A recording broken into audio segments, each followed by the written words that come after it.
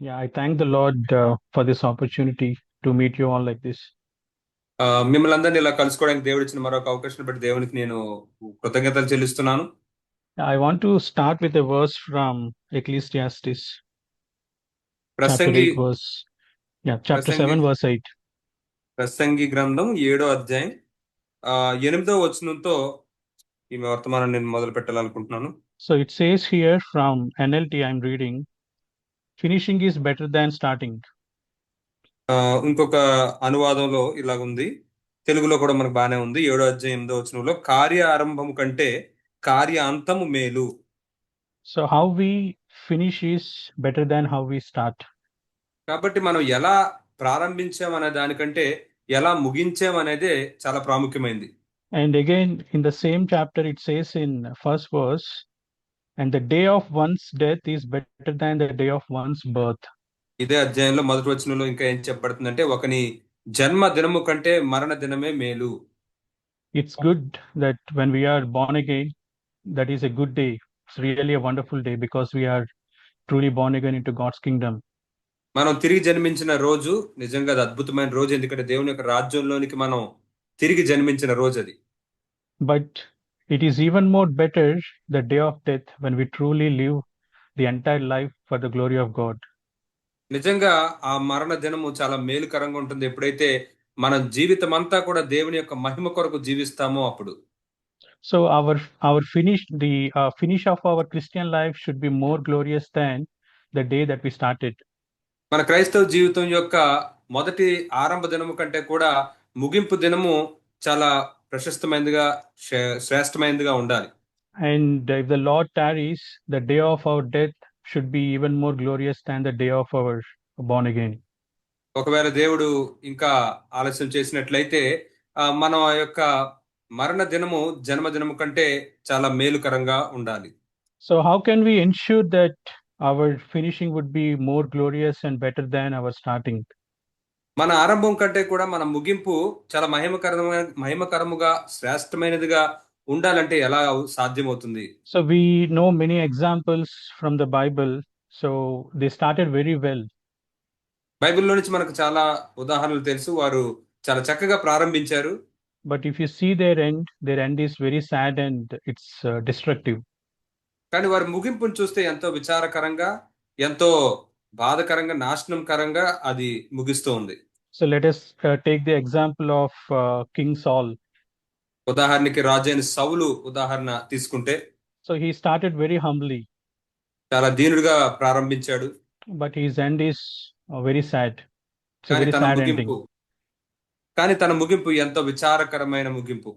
And if you look at example of King Solomon, Samson, and Balaam మరి రాజైన సొలొమోను, సంసోను, బిలాము from the Old Testament and also from the New Testament, if you look at Judas Iscariot and Demas, అలాగే వీరందరూ పాత నిబంధన అయితే కొత్త నిబంధనలో యోధా ఇస్కరియోతు, దేమ వీళ్ళ ఆరంభాలు చూస్తే so if you look at how they finished, it is very a sad ending.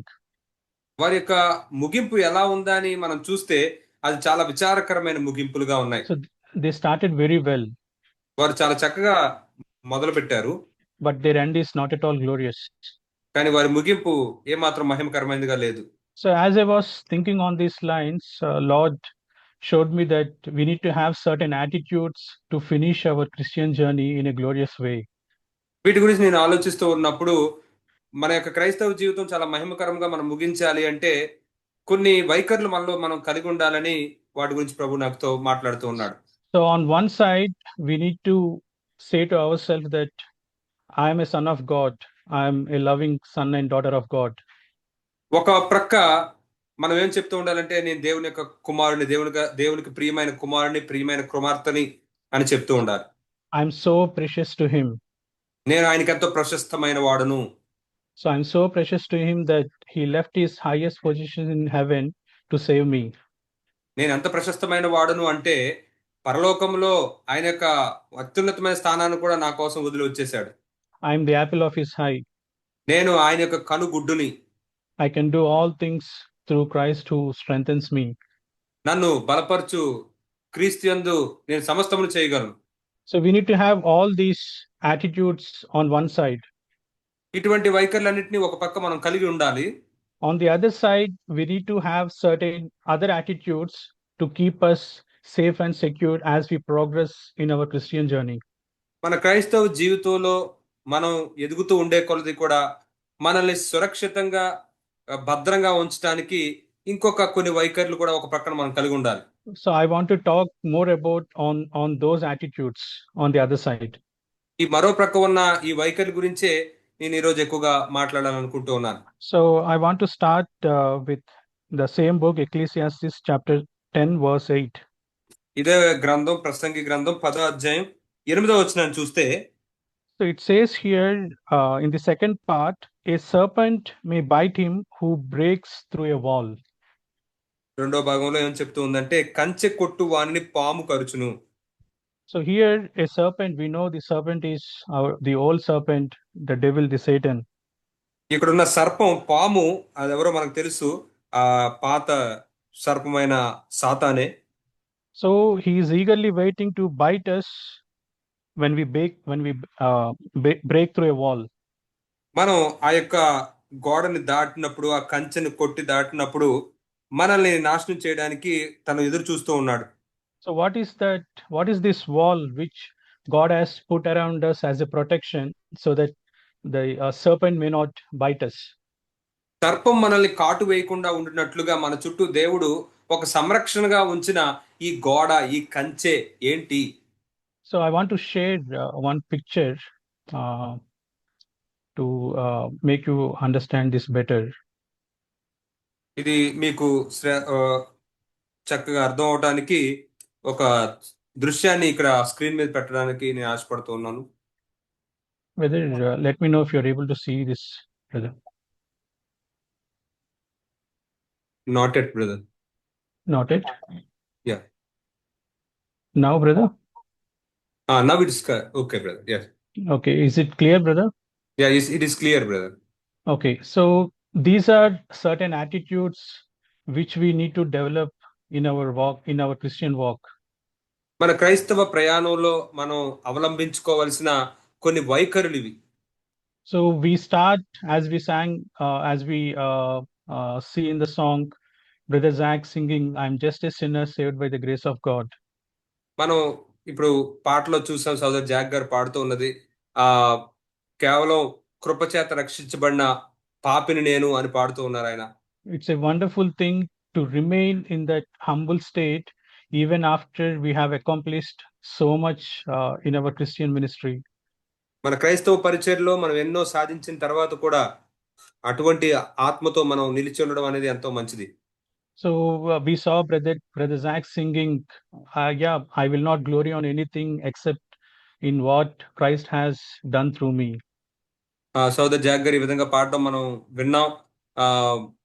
నేను ఎందులోనూ నేను గొప్పగా తీసుకోను, సమస్తము దేవుడే నా ద్వారా చేశాడు అని చెప్పారు.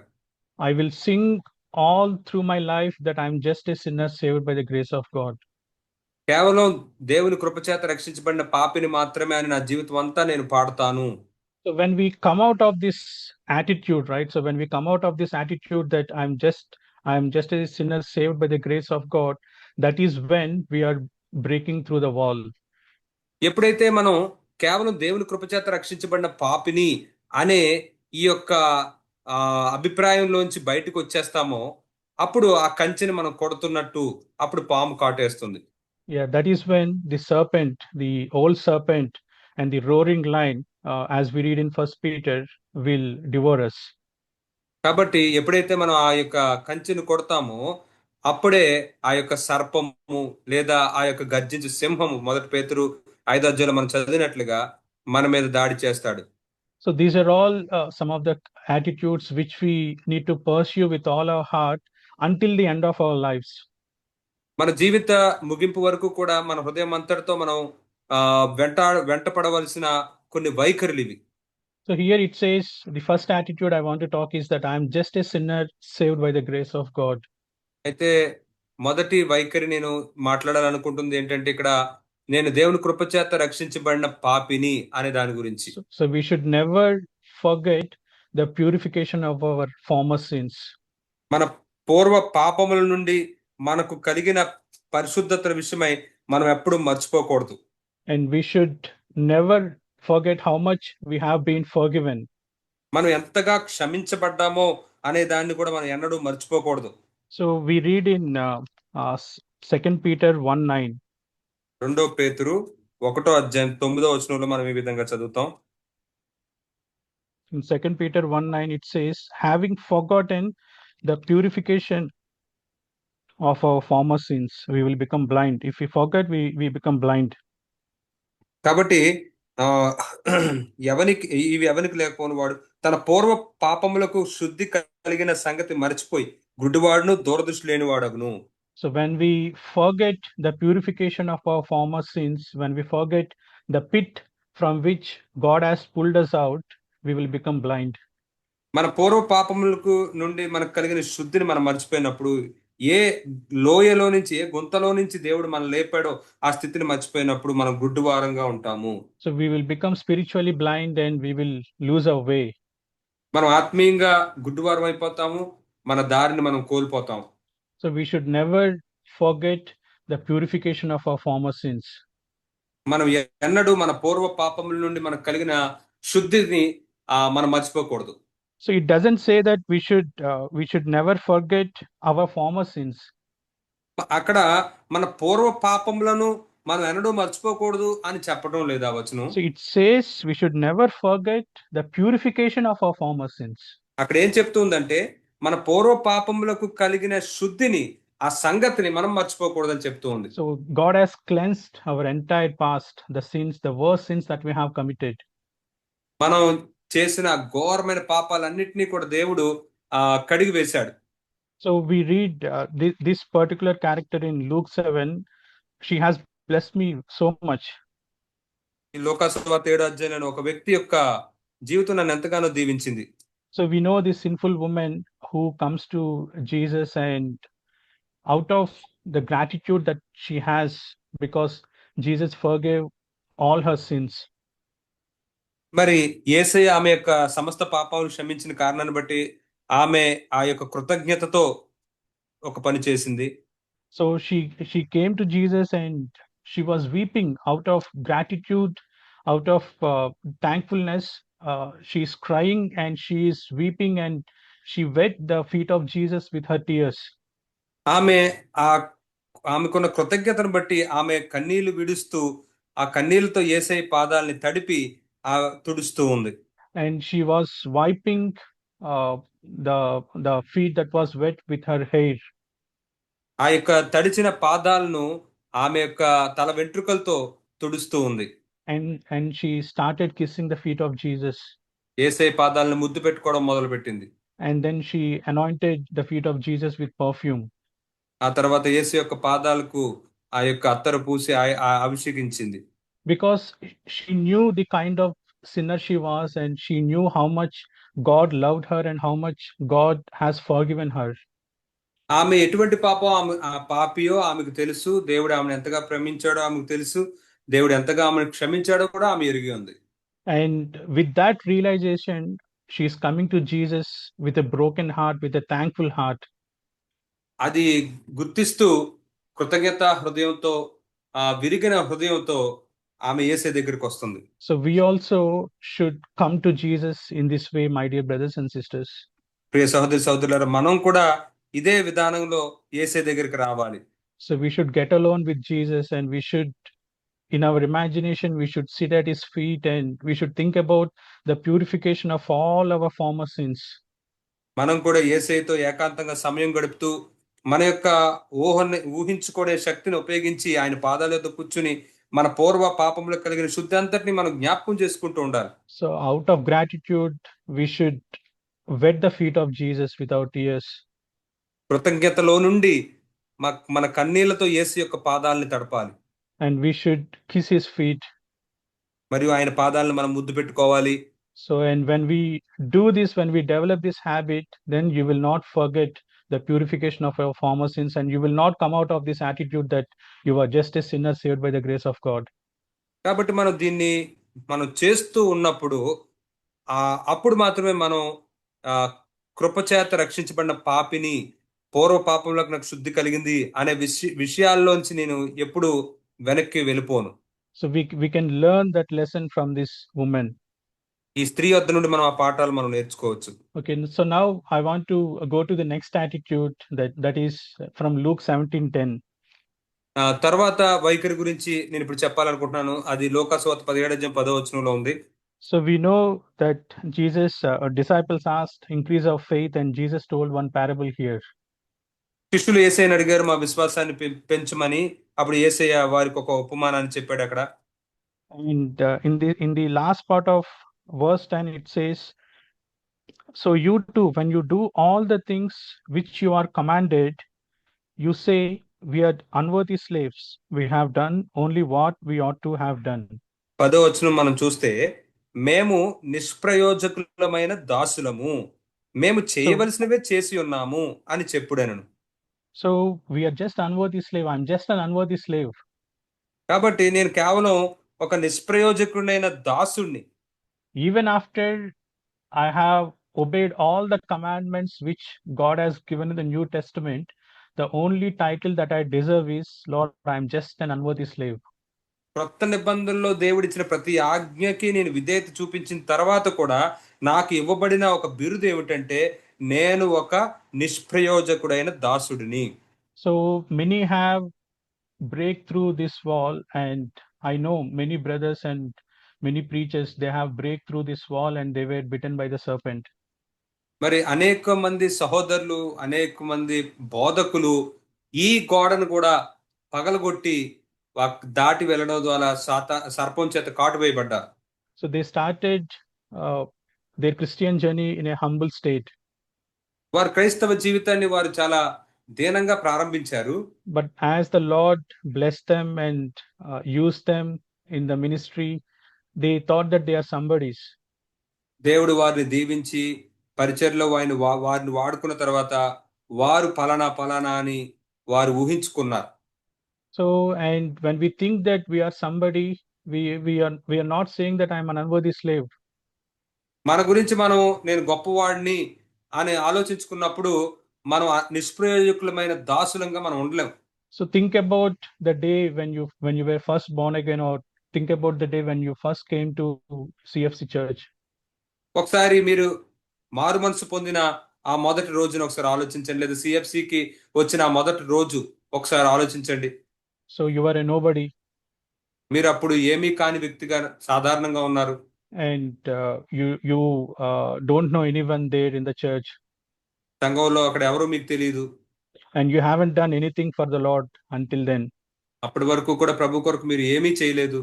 But as you started going to the church, so the elders, they gave some work to you, and you are doing your work faithfully, and you are taking part in some ministry in the church.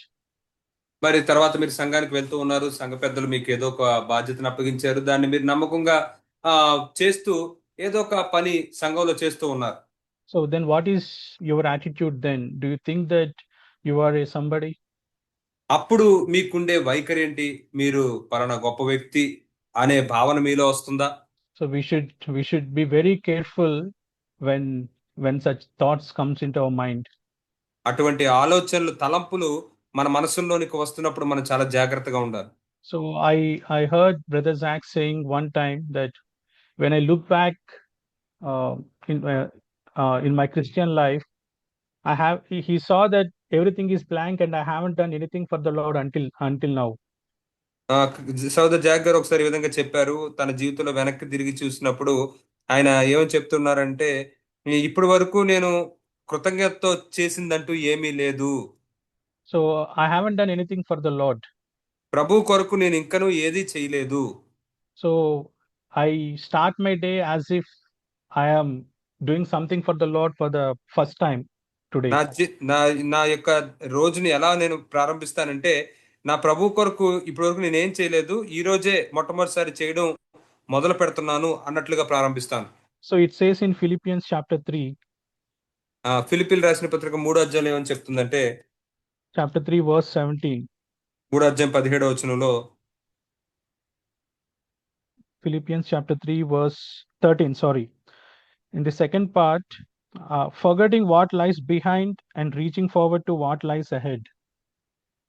అయితే రెండో భాగం మనం చూస్తే 13వ వచనంలో, అయితే ఒకటి చేయుచున్నాను, వెనుక ఉన్నవి మరచి ముందున్న వాటి కొరకై వేగిరి పడుతున్నాను. So here Paul is saying that I am forgetting what lies behind. ఇక్కడ పౌలు ఏం చెప్తున్నాడంటే, వెనుక ఉన్నవన్నీ నేను మర్చిపోతున్నాను. So he's saying I'm not only forgetting my past failures, but I'm also forgetting my past success. ఆయనకి ఏం చెప్తున్నాడంటే, నా గత ఓటముల్ని వాటిని మర్చిపోవడమే కాదు, నేను సాధించిన వాటిని కూడా నేను మర్చిపోతూ ఉన్నాను. So that is the attitude we should have. అటువంటి వైఖరిని మనం కలిగి ఉండాలి. So then I'll move to the next one, which is I will be content with what I have. తర్వాత దాంట్లోనికి వెళ్తాను. అది నేను కలిగి ఉన్న వాటిని బట్టి నేను తృప్తి కలిగి ఉంటాను. So we know this verse from Hebrews chapter 13, verse 5. హెబ్రీయులకు రాసిన పత్రిక 13వ అధ్యాయం 5వ వచనం మనకు తెలుసు. So here it says, be content with what you have and make sure your character is free from the love of money. ధనాపేక్ష లేని వారై మీకు కలిగిన వాటితో తృప్తి పొంది ఉండుడి. Just a minute. Yeah. So we should ensure that our character is free from the love of money and we should be content with what we have. మనం ఏమి నిర్ధారించుకుంటూ ఉండాలంటే, మన యొక్క వైఖరిలో ధనాపేక్ష ఉండకూడదు, మనకు కలిగిన వాటితో మనం తృప్తి కలిగి ఉంటూ ఉండాలి. So God in his sovereignty has decided the place of your birth and the time of your birth, who should be your parents and what should be your educational background and what should be your financial boundaries. మరి మీరు ఎక్కడ పుట్టాలి, ఏ సమయంలో పుట్టాలి, ఏ తల్లిదండ్రులకు పుట్టాలి, మీ ఆర్థిక పరిస్థితులు ఎలా ఉండాలి, అవన్నీ కూడా దేవుడే నిర్ధారించి పుట్టించాడు. And when we live to be faithful within the boundaries which God has placed us in, he will expand our boundaries. దేవుడు మనకి ఏ పరిధుల్లో అయితే ఉంచాడో వాటిలో మనం నమ్మకంగా ఉంటే దేవుడు ఆ పరిధుల్ని పెంచుతాడు.